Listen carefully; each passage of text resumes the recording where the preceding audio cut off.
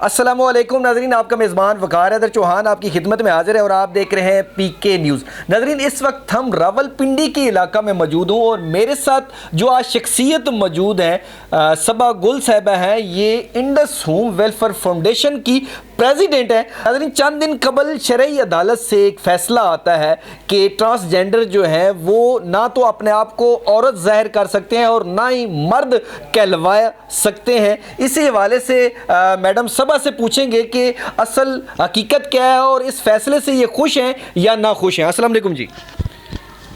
وعلیکم السلام۔ الحمدللہ، دین سے ہم دور نہیں ہیں، دین سے ہم مطمئن ہیں، اللہ حضور کے قرآن مجید سے ہم مطمئن ہیں، اللہ کے نبی سے مطمئن ہیں اور نبی کریم صلی اللہ علیہ وسلم کی حدیثوں سے ہم مطمئن ہیں۔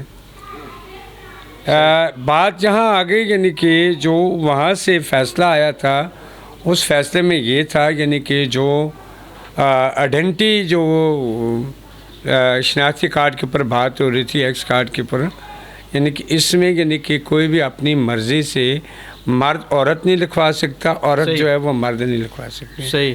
میرا کویشچن بھی یہی تھا یعنی کہ کوئی بھی اگر عورت ہے تو وہ عورتوں والا کارڈ بنائے، جو مرد خواجہ سراں ہیں وہ مردوں والے کارڈ بنائے۔ یہ رائٹ جو تھے ہمارے، اس سے تو ہم بھی نفرت کرتے ہیں، مگر اس رائٹ کو استعمال کس نے کیا؟ اس معاشرے نے۔ گمراہ کس نے کیا؟ معاشرے نے۔ اگر ہمارے اس معاشرے کے لوگ ہمیں دین کی طرف لے کر آتے، تعلیم کی طرف لے کر آتے، شاید والی بات یعنی کہ اس وقت کوئی جیل نہ ہوتا، تو نہ ہی تو تیسری جنس کی بات ہوتی۔ میں ایک ہی چیز سمجھتی ہوں یعنی کہ میرے لیے اول اعلیٰ معیار اور اچھا کردار سمجھ لیں، جو بھی سمجھ لیں، میری جو سوچ ہے یعنی کہ میں سمجھتی ہوں میرے لیے یہ دنیا ایک انسانیت ہے۔ اگر یہ انسانیت کی طرف سے ہمیں دیکھا جائے، کیوں لوگ اگنور کرتے ہیں؟ ان کی جرت کیا ہے، ان کی مثال کیا ہے یعنی کہ وہ کسی کو غلط کہیں۔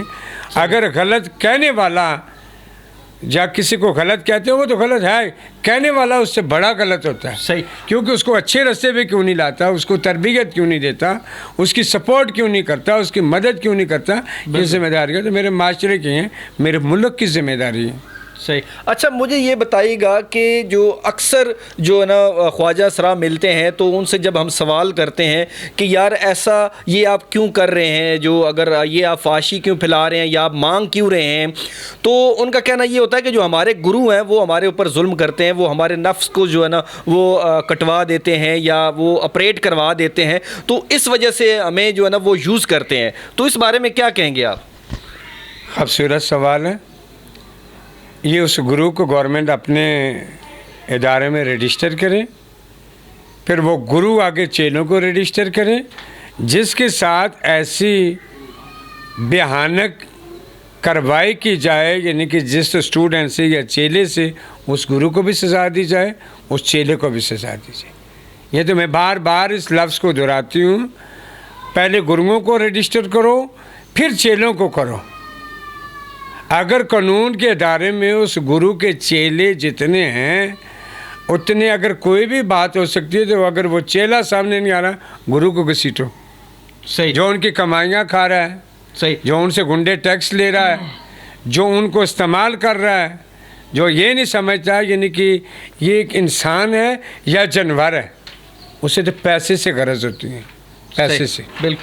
اچھا، مجھے یہ بتائیے گا کہ کچھ کا تو چلیں آپریٹ ہو جاتا ہے، اس کے بعد وہ اس دھندے میں لگ جاتے ہیں، لیکن کچھ ایسے ہیں جو خواجہ سراں نام کے خواجہ سراں ہیں، وہ کپڑے صرف جو ہے نا وہ عورتوں کے پہنتے ہیں، میک اپ وغیرہ کر کے وہ اس چکر اپنے آپ کو ظاہر یہ کرتے ہیں اور باہر بھیک مانگتے ہیں یا ایسا کام کرتے ہیں، لیکن حقیقت کے اندر جو ہے نا ان کی جو ہے نا بیویاں بھی ہوتی ہیں اور بچے بھی ہوتے ہیں۔ ان کے بارے میں کیا کہیں گے؟ یہ سوال میں آپ سے بڑی ڈیٹیل سے چاہتی ہوں، میرے سے یہ کچھ سوال پوچھیں۔ اگر جنہوں نے آپریٹ نہیں کروائے نا، آپ سمجھ لو وہ حقیقت ہے، وہ سچے لوگ ہیں۔ انہوں نے خدا کی امانت پہ خیانت نہیں کی، انہیں نبی کے جھنڈے کو برقرار رکھا ہوا ہے، وہ میرے رسول اللہ صلی اللہ علیہ وسلم کے جھنڈے کے سائے کے نیچے ہیں۔ اگر آپ بات کرتے ہیں شادیوں شدہ کی، یعنی کہ آپ دیکھیں یعنی کہ کچھ عورتیں ایسی ہیں جن کی ٹوپے بند ہوتی ہیں، اولاد نہیں پیدا کر سکتی، ان کو خواجہ سرا کوئی نہیں کہتا ہے۔ کچھ مرد ایسے ہیں ہارمونز کی وجہ سے، جراثیم کی وجہ سے ان کے گھروں میں اولاد پیدا نہیں ہوتی، ان کو بھی کوئی ہجڑا نہیں کہتا کہ یہ قدرت کا کرشمہ ہے۔ یعنی کہ میں نہیں مانتی، میں اس چیز میں ایگری نہیں ہے، انکار نہیں کرتی، کچھ میرٹ بھی ہوتے ہیں۔ یہ اولاد تو اللہ کی دین ہوتی، کسی انسان کی دین نہیں ہوتی، مگر میں یہ ضرور کہوں گی یعنی کہ جس کو آپ لوگ کہتے ہیں نا ایک سیدھے لفظوں میں، سادے لفظوں میں زنان کنہ، یہ بہت ساری کیٹیگریاں ہیں۔ زنان کننے ایسے بھی ہوتے ہیں جو پوری زندگی اپنی فقیری میں گزار دیتے ہیں، کچھ ایسے بھی ہوتے ہیں ماں باپ مجبور کر دیتے ہیں، شادی بھی کر لیتے ہیں، کچھ ایسے بھی ہوتے ہیں بچے بھی پیدا ہو جاتے ہیں۔ یہ خدا کی دین ہوتی ہے، کیوں میں کیوں جھوٹ بولوں؟ حقیقت یہ ہے یعنی کہ جو کچھ ہے، یعنی کہ اگر میڈیا والے سوال کرتے ہیں تو سوالوں کا جواب تو ہم دے دیتے ہیں، مگر ڈیٹا جتنا بھی موجود ہے گورنمنٹ کے پاس، گورنمنٹ کو تو سب کچھ پتہ ہے، کس کی کتنی شادیاں، کتنے بچے، کیا کیا ہے وہ سارے معاملات۔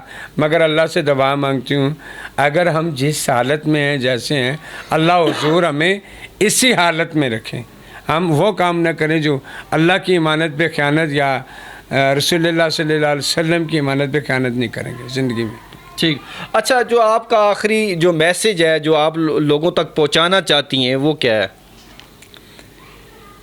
میں لوگوں تک یہ میسج پہنچانا چاہتی ہوں، ہر چیز میں اللہ کا حکم ہوتا ہے، اللہ کا اختیارات ہے کائنات پہ، کسی انسان کے بس کی کوئی بات نہیں ہوتی۔ اگر آپ کے گھروں میں ایک نابینا اولاد پیدا ہوتی ہے تو وہاں آپ کہتے ہیں اللہ کی مرضی۔